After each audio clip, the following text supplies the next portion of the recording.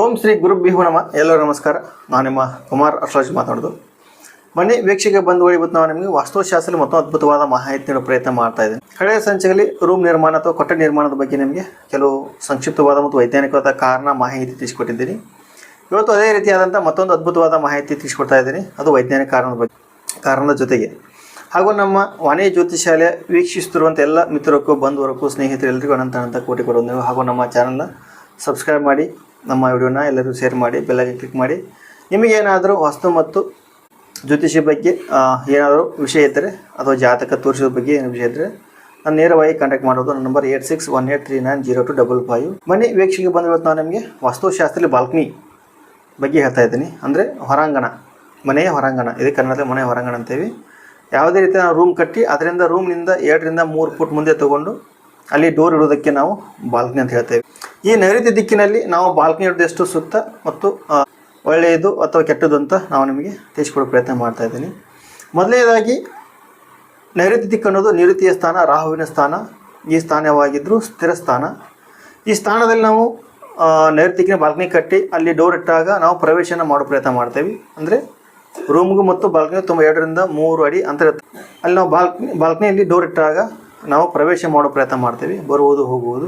ಮತ್ತು ಇನ್ನೊಂದು ವಿಷಯ ಏನಪ್ಪ ಅಂತಂದರೆ, ನೈಋತ್ಯ ದಿಕ್ಕಿನಲ್ಲಿ ಯಾವುದೇ ಕಾರಣಕ್ಕೂ ಪ್ರವೇಶವನ್ನು ನಿಷಿದ್ಧ ಮಾಡಿದ್ದಾರೆ. ನಮ್ಮ ಪುರಾತನ ಗ್ರಂಥಗಳಿಂದ ಕರ್ಕೊಂಡು ಈಗ ನಾವು ಹೇಳ್ತಿರುವಂಥ ಆಧುನಿಕ ವೈಜ್ಞಾನಿಕ ಕಾರಣ ಬಗ್ಗೆ ತಿಳ್ಕೊಂಡ್ರು ಅಥವಾ ನಮ್ಮ ಈಗಿನ ಶಾಸ್ತ್ರ ಹೇಳೋ ರೀತಿ ತಿಳ್ಕೊಂಡ್ರು ಯಾವುದೇ ಕಾರಣಕ್ಕೂ ನೈಋತ್ಯ ದಿಕ್ಕಿನಲ್ಲಿ ಪ್ರವೇಶವನ್ನು ನಿಷಿದ್ಧ ಮಾಡಿದ್ದಾರೆ.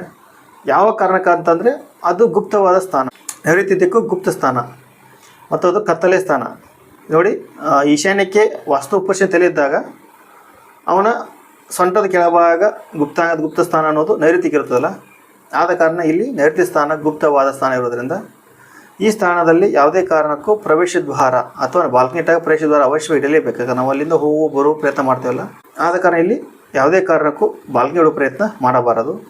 ಹಾಗೂ ಇಲ್ಲಿಂದ ಈಶಾನ್ಯದಿಂದ ಬರುವಂಥ ಎನರ್ಜಿ ಹೋಗಿ ನೇರವಾಗಿ ನೈಋತ್ಯದಲ್ಲಿ ಸ್ಥಿರವಾಗುವುದು. ಹಾಗೂ ನಾವು ನಮ್ಮ ಮನೆಯಲ್ಲಿ ನಗ ನಾಣ್ಯ ಅತಿ ಅಮೂಲ್ಯವಾದ ವಸ್ತುಗಳು ಎಲ್ಲವನ್ನು ಓದು ನಾವು ನೈಋತ್ಯ ದಿಕ್ಕಿನ ಇರ್ತದೆ. ಅದು ಕುಬೇರ ಸ್ಥಾನ ಅಂತ ಹೇಳ್ತೇವಲ್ಲ, ಅದೇ ದಿಕ್ಕಿನಲ್ಲಿ ಓದು ಸ್ಟೋರ್ ಮಾಡ್ತೀವಿ. ಈ ಸ್ಟೋರ್ ಅಂದರೆ ಸ್ಥಿರ ಸ್ಥಾನ, ನಿರ್ದಿಷ್ಟವಾಗಿ ನಿಲ್ಲುವಂಥ ಜಾಗಕ್ಕೆ ನಾವು ಸ್ಥಿರ ಸ್ಥಾನ ಅಂತ ಹೇಳ್ತೇವೆ. ಈ ನಿರ್ದಿಷ್ಟವಾಗಿ ನಿಲ್ಲುವಂಥ ಸ್ಥಾನ ಮನೆಯಲ್ಲಿ ಯಾವುದಪ್ಪ ಅಂತಂದರೆ ಅದು ನೈಋತ್ಯ ದಿಕ್ಕು, ಅದು ಸ್ಥಿರ ಸ್ಥಾನ. ಈ ನಿರ್ದಿಷ್ಟ ದಿಕ್ಕಿನಲ್ಲಿ ನಾವೇನಾದರೂ ಚಲನವಲನ ಮಾಡುತ್ತಾ ಇದ್ದಾಗ ಈ ದಿಕ್ಕು ಅಷ್ಟೊಂದು ಸೂಕ್ತವಾಗಿರೋದಿಲ್ಲ ಮತ್ತು ಈ ದಿಕ್ಕಿಗೆ ದೋಷ ಉಂಟಾಗುವುದು. ಆದ ಕಾರಣ ಈ ದಿಕ್ಕಿನಲ್ಲಿ ಬಾಲ್ಕನಿ ಇಡುವುದು ಅಷ್ಟೊಂದು ಸೂಕ್ತವಲ್ಲ, ಹಾಗೂ ಪ್ರವೇಶ ದ್ವಾರ ಇಡುವುದು ಅಷ್ಟು ಸೂಕ್ತವಲ್ಲ. ಸ್ಥಿರ ಸ್ಥಾನವು ಚಿರಸ್ಥಾನವಾಗಿ ಬದಲಾವಣೆ ಮಾಡಿದಾಗ ನಾವು ಮಾಡಿದಂಥ ಇಲ್ಲ ನಾವು ಗಳಿಸಿದಂಥ ಹಣ, ಆಸ್ತಿ, ಅಂತಸ್ತು ಯಾವುದೂ ನಿಲ್ಲುವುದಿಲ್ಲ. ಹಾಗೂ ಈ ಕೋಣೆ ಅನ್ನೋದು ಯಾವುದು ಕತ್ತಲಮಯವಾಗಿರೋದು. ನೈಋತ್ಯ ದಿಕ್ಕಾಗಿದ್ದರೂ ಕತ್ತಲೆ. ರಾಹು ಯಾವುದು ಕತ್ತಲೆ, ಅವನು ಯಾಕಂದರೆ ಛಾಯಾಗ್ರಹ. ರಾಹು ಛಾಯಾಗ್ರಹ ಅದು ಕತ್ತಲೆ. ಈ ಕತ್ತಲೆ ಕೋಣೆಯಲ್ಲಿ ಸಿಕ್ಕಾಪಟ್ಟಿ ಬೆಳಕು ಗಾಳಿ ಬರುವ ಪ್ರಯತ್ನ ಮಾಡಿದಾಗ ಆ ಮನೆಯ ಯಜಮಾನಿಗೆ ಅಶಾಂತಿ ಮತ್ತು ಸುಖ ನೆಮ್ಮದಿ ದೊರುವುದಿಲ್ಲ, ಸರಿಯಾದ ನಿದ್ರೆ ಬರುವುದಿಲ್ಲ ಮತ್ತು ಚಂಚಲ ವ್ಯಕ್ತಿಯಾಗಿ ತಾನು ದಿನನಿತ್ಯ ಮಾಡುವಂಥ ಚಟುವಟಿಕೆ ಕೆಲಸಗಳನ್ನು ನಿಲ್ಲಿಸುವ ಪ್ರಯತ್ನ ಮಾಡುವನು ಅಥವಾ ಅವನು ಉತ್ಸಾಹವನ್ನು ಕಳೆದುಕೊಳ್ಳುವಂಥ ಪ್ರಯತ್ನವಾಗುವುದು. ಆದ ಕಾರಣದಿಂದ ಇಲ್ಲಿ ಬಾಲ್ಕನಿ ಅನ್ನೋದು ಅಷ್ಟು ಸೂಕ್ತವಾದಂಥ ಸ್ಥಾನವಲ್ಲ. ನೈಋತ್ಯಕ್ಕೂ ಬಾಲ್ಕನಿ ಮಾಡೋಕ್ಕೆ ಅಷ್ಟು ಸೂಕ್ತವಾದ ಜಾಗವಲ್ಲ. ಯಾಕಂದರೆ ಇದು ಕತ್ತಲೆಯಾಗಿರಬೇಕಂತ ಜಾಗ. ಈ ಕತ್ತಲೆಯಾಗಿರೋ ಜಾಗದಲ್ಲಿ ನಾವು ಯಾರು ಬೆಳಕಿಟ್ಟಾಗ ಆ ಬೆಳಕಿನ ಕಾರಣದಿಂದ ಮನೆ ಯಜಮಾನಿಗೆ ನಿದ್ರಾಹೀನತೆ ಬರುವುದು ಮತ್ತು ಅಶಾಂತಿ, ಹಣದ ಕೊರತೆ ಸಮಸ್ಯೆ, ಅನಾರೋಗ್ಯ ಬರುವುದು. ಅನಾರೋಗ್ಯ ಅನ್ನುವುದು ನಿದ್ದೆ ಬರದೇ ಇದ್ದಾಗ ಅಥವಾ ನಿದ್ದೆ ಮಾಡದಿದ್ದಾಗ ಅವಶ್ಯವಾಗಿ ಬಂದೇ ತಿರುತ್ತದೆ. ನೈಋತ್ಯ ದಿಕ್ಕಿನಲ್ಲಿ ನಾವು ವಿಶ್ರಾಂತಿ ಮಾಡಬೇಕಂತ ಹೋದ ಜಾಗದಲ್ಲಿ ಅತಿಯಾದ ಗಾಳಿ ಬೆಳಕು ಬಂದು ನಾವು ನಿದ್ದೆ ಮಾಡೋಕ್ಕಾಗಲ್ಲ, ನಿದ್ದೆಯಿಂದ ಭಂಗ ಆಗುತ್ತೆ. ಯಾಕೆ ನಾನು ಕೊನೆ ಹೇಳಿದ್ದೀನಿ,